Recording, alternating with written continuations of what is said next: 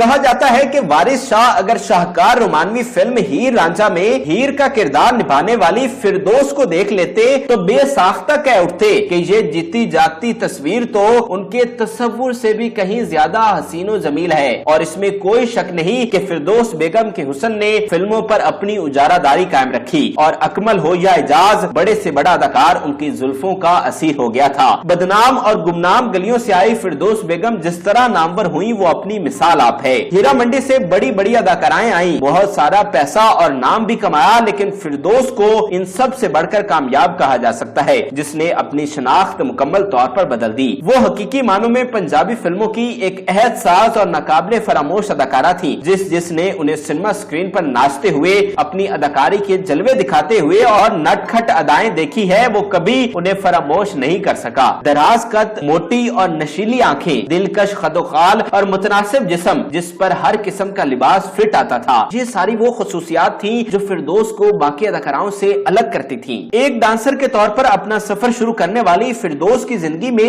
ایسا بھی وقت آیا جب ان کے مقابلے کی کوئی اداکارہ نہ تھی۔ ہر بل بورڈ پر پینٹر انہی کی تصویر بنایا کرتے تھے، کیونکہ ہر سال ان کی درجنوں فلمیں ریلیز ہوتی اور پوسٹر پر ان کی تصویر کامیابی پر ایک مہر بند سمجھی جاتی تھی۔ لوگ فلم کی کہانی نہیں، بس فردوس کو دیکھنے جایا کرتے تھے۔ جس بھی فلم کے پوسٹر پر ان کا چہرہ چھپ جاتا، اس فلم ساز کی جیبیں بھر جاتی۔ شوبز انڈسٹری میں ان کی اہمیت گلستان میں بلبل کی مانند تھی، جس کی غیر موجودگی اسے سنسان اور ویران کر دیتی۔ وہ ایسی حسن کی دیوی تھی جسے دیکھ کر شعرا اپنا دیوان لکھ سکتے۔ دل تو چاہتا ہے کہ اس کی تعریف میں یوں ہی لکھتا جاؤں، مگر پھر زندگی کی بے ثباتی آنکھوں کے آگے گردش کر جاتی ہے، کیونکہ وہ شہرت اور واہ واہ، وہ جوانی اور رانائیاں، وہ حسن اور شباب، سب زمانے رخصت ہو گئے اور کئی سالوں سے فلم انڈسٹری کی ہیر ایک گمنامی کی زندگی گزار رہی ہیں۔ کوئی نہیں جانتا کہ وہ کس حال میں کہاں رہتی ہیں۔ اسی لیے آج کی اس خصوصی اور منفرد ویڈیو میں ہم آپ کو فردوس بیگم کے بارے میں وہ باتیں بتائیں گے جو آپ پہلے نہیں جانتے، وہ کہاں پر اور کس حال میں رہتی ہیں اور ان کا ذریعہ آمدنی کیا ہے۔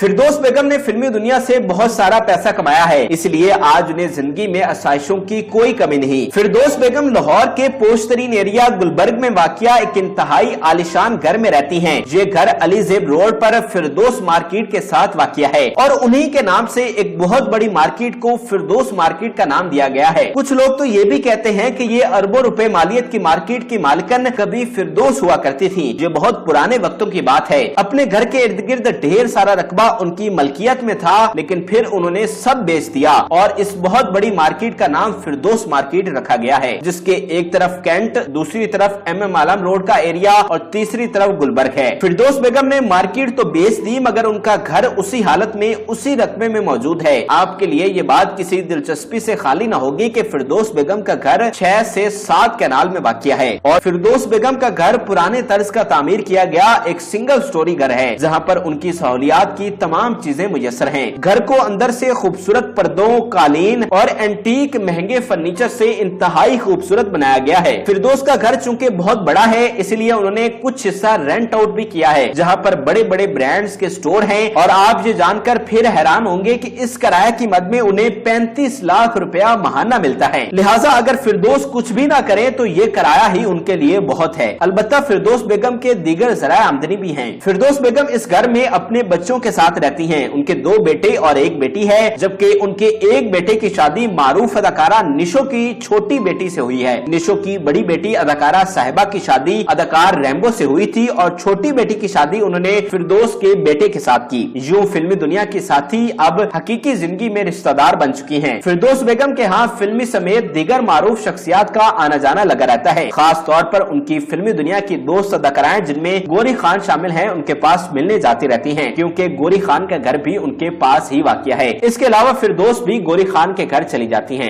آج کی فردوس ماضی کی فردوس سے مکمل بدل چکی ہے۔ حالانکہ ایسا بھی ہوتا ہے کہ کچھ اداکارائیں اس عمر میں بھی اپنی ہوس پرستی اور مال پرستی کو قائم رکھتی ہیں، جیسا کہ 65 سالہ انجمن کے بارے میں ہم نے آپ کو بتایا تھا کہ وہ کس طرح آج بھی مال کی ہوس میں لوگوں کو دھوکے دیتی ہیں، لیکن فردوس آج مکمل بدل چکی ہیں۔ اسکرین اور گلیمر سے دوری ان کے لیے بہت بڑا فائدہ بھی ثابت ہوئی ہے، کیونکہ اس گمنامی نے उन्हें मजहब के करीब कर दिया है और लाखों दिलों की धड़कन, कई मुआशके लड़ाने वाली, 3 शादियां करने वाली फिरदौस आज न सिर्फ सोमो सलात की पाबंद हैं बल्कि दीगर मजहबी फरीजे भी सरअंजाम देती हैं। फिरदौस बेगम की जिंदगी के उतार चढ़ाव किसी इबरत से कम नहीं। एक वक्त था कि वो हीरा मंडी से निकलकर साइड डांसर फिल्मी दुनिया में वारिद हुई। वो आई तो साइड डांसर थी, मगर उनका हुस्न इतना जानलेवा था कि जिसने उन्हें देखा पहली नजर में ही लट्टू हो गया। और यही वजह थी कि 1 साल बाद ही वो ब्लॉकबस्टर फिल्म मलंगी में सबसे बड़े पंजाबी हीरो अकमल की हीरोइन बनी और इसी फिल्म में उन पर गीत माही वे सानू भुलना जामी फिल्माया गया।